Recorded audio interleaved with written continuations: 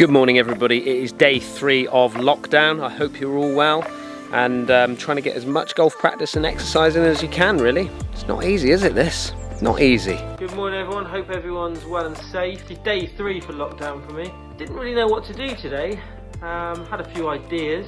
I've seen a few crazy things on the internet. People have had their head shaved. I generally do that anyway, probably once or twice a year.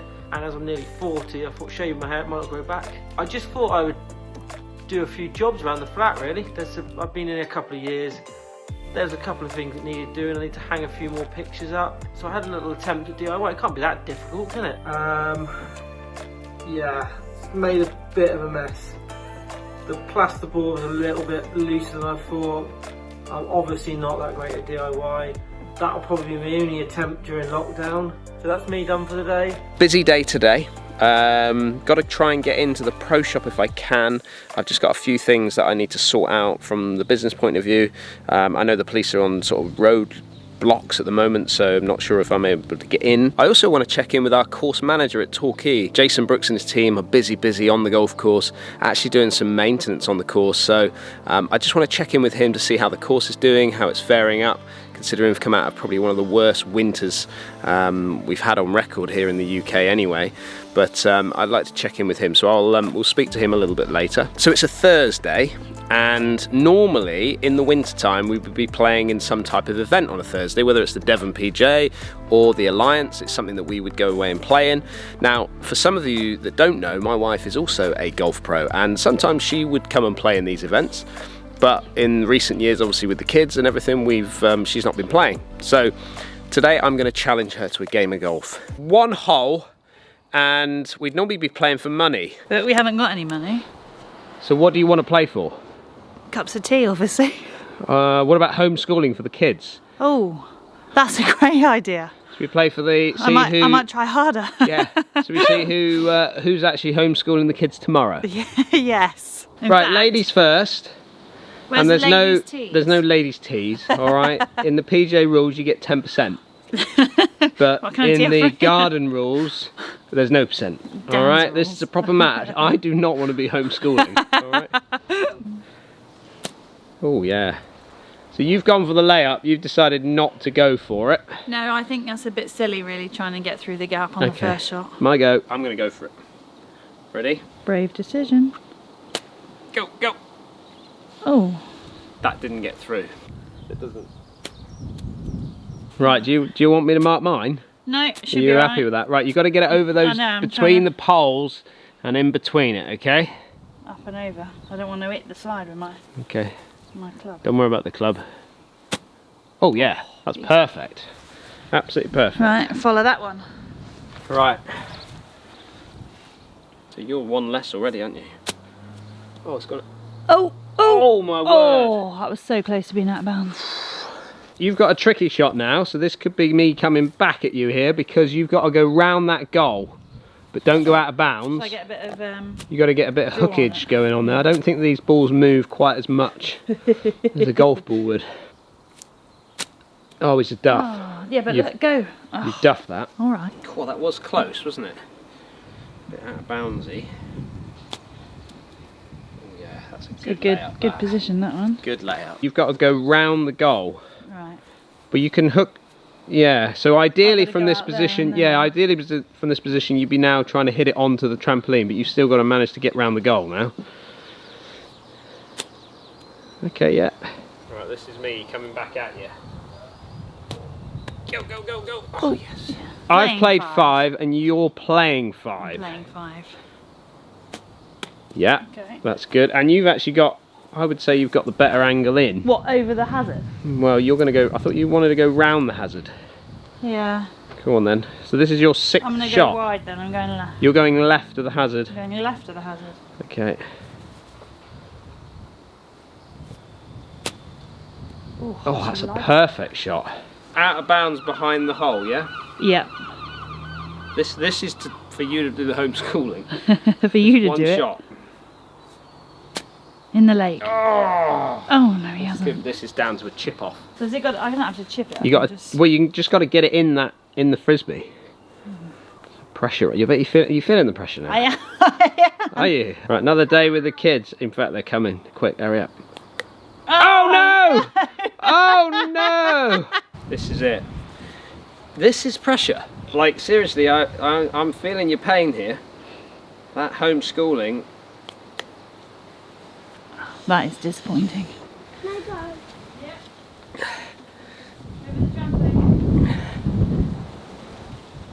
So whilst I carry on my stretching out, let's just head over to Dave and see if he's got another tip for us. Here again, in my front garden, on lockdown.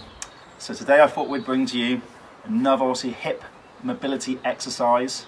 And we're going to do the 90-90 hip rotation, okay? So of course, take a seat on the floor.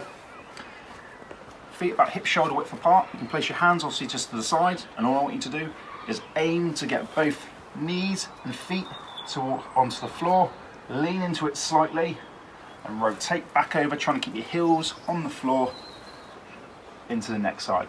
Aim to do 10 to 12 reps for 2 sets.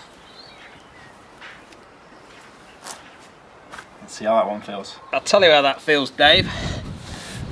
Painful.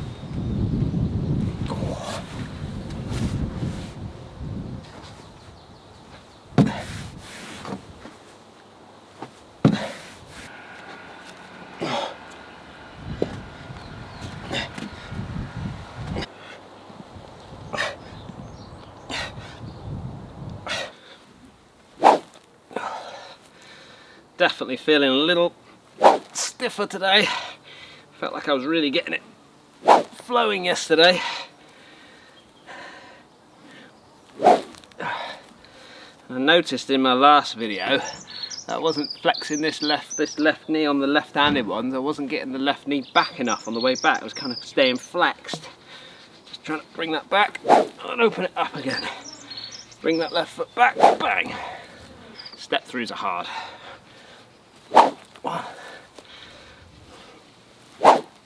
Step throughs are not getting any easier.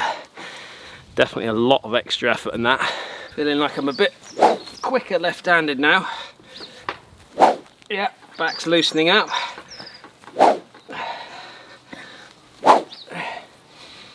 Hit a bit much as you can on the last two. Oh. Go. Gotta be careful with these, don't hurt your back. Getting old. What's that, Bob? Good shot, you down. Good shot? Yeah. Thanks, mate. Bit quick, wasn't it? Oh. Yeah? So quick.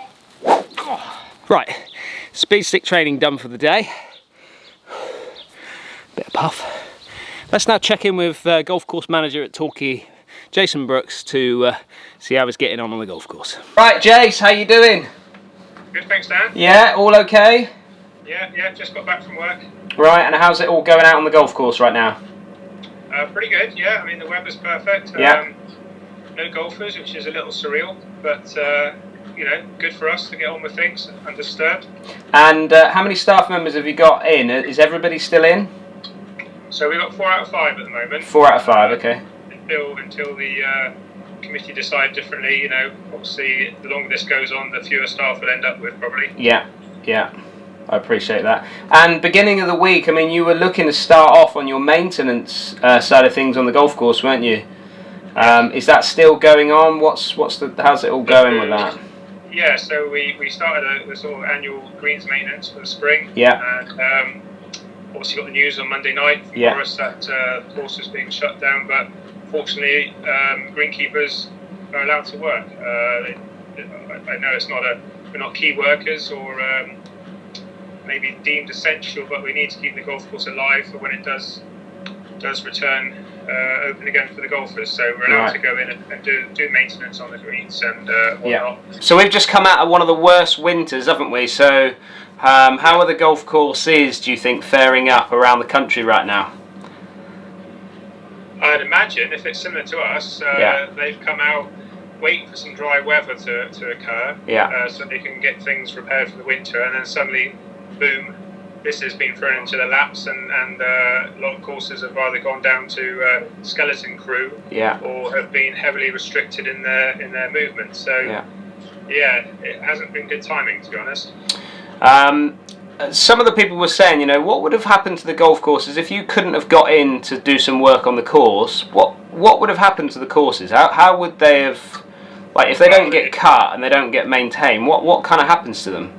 So basically, I mean, if you imagine the grass on the greens is sort of mown typically at sort of 5 millimeters, 4 millimeters in height. Yeah. You know, you don't have anybody looking after those for 2 to 3 months.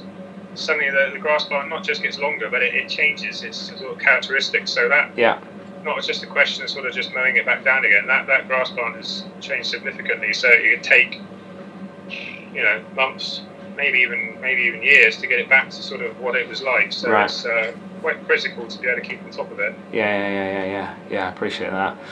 But all good though. Morale and the staff are all good. Yeah, everybody's happy to be out in the fresh air. You know, they feel, you know, there's 4 of us in 90 acres. You know, we feel very, very isolated and safe from what's going on. Yeah. You know, plenty of space between ourselves. We're doing all the precautionary stuff that we should be doing. Yeah. And hopefully, you know, we're sort of keeping the golf course to a standard that when people return, we hit the ground running, really. So we're just looking at some of the footage that you sent over from the drone footage that you sent over today. Just talk us through a couple of those bits on there, if you could, from what you saw. I see we see Rudgy out there rolling the greens there on the 11th hole. Yeah, so essentially, you know, they've obviously been spiked, they've been sanded, and now he's just giving a bit of a roll to sort of smooth them over. Yeah. And as the sort of sand sort of works its way into the surface, that will sort of slowly disappear, and then we might be able to start cutting them next week again. Right. Yeah, I mean, and that footage, I think if it's the one I'm thinking of, it's where it flies over our 16th hole as well. Yes. And the sort of mottled colour of the fairway is evident, and that's the fairway that got hit the worst with the leather jacket damage this winter. So that's slowly recovering, but you know, the aerial picture is quite good to see the extent of the damage on it, really. And you talk about leather jackets. What actually is that, and what are they actually doing to that area where you say it's got hit? The leather jackets are the larvae of the crane fly, the daddy longlegs. Quite prolifically in the sort of summer months. They lay their eggs sort of end of the summer, and then they hatch, and then the leather jackets are the larvae, and they, unfortunately, their food source is the grass plant. Right. Okay. So it's eating away at the roots, and this year we've, like most golf courses, we got caught quite bad with them. Right. Okay. And as it is, there's no pesticides anymore to get rid of them. So we are a bit of a pest. Well, I think this little bit of relaxed time, should we say, on the golf course, as in people not being out there, will allow you just to be able to get your jobs done and get the courses back up and running ASAP. Yeah, exactly. Yeah, I mean, you know, we are really only permitted to do essential work out there just to make sure everything's sort of keeping alive and healthy. No major projects, obviously, but as long as we can get out there, then we can keep it looking good. Good. When we're back in business. Brilliant. All right, well, look, I'll leave you in peace, but thank you very much for keeping it all going, mate, and say hello to the boys for me, and I'll check in with you again soon, all right? All right, Dan. All right, take care. Cheers, mate. Bye-bye. Bye. You can do it. Haircut time for Bob. Got my clippers. Right, Bob. Would you like short back and sides? No, it doesn't. How would you like your hair? Like down. A little bit less than what it is? Yeah. Yeah? Can I help that? Okay. Zoom. 1, 2, 3, 4. Bob. Zoom in. Look at Bob's hairdo. Bye, Daddy.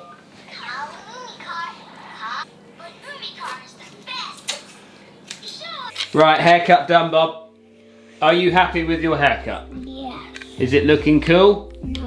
What another busy day it was. Managed to get Bob's haircut in the end, which was great. Even though he wasn't too keen at the beginning, managed to get that done. Mum's happy.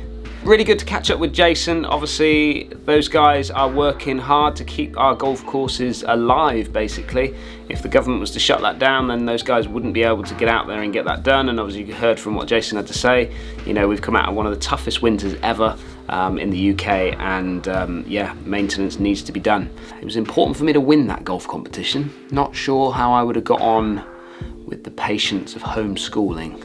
Good to have a brief catch up with Lester as well today. Good to see he has retired from doing his home maintenance. Definitely don't want to see any more of that. At the end of the day, it was lovely as well to see everybody coming out at 8 o'clock and doing the clap for the NHS staff. I mean, they're doing an amazing job, and yeah, so thank you all at the NHS for what you do. Guys, as always, hopefully you'll stay safe, and I look forward to catching up with you again tomorrow. See you soon.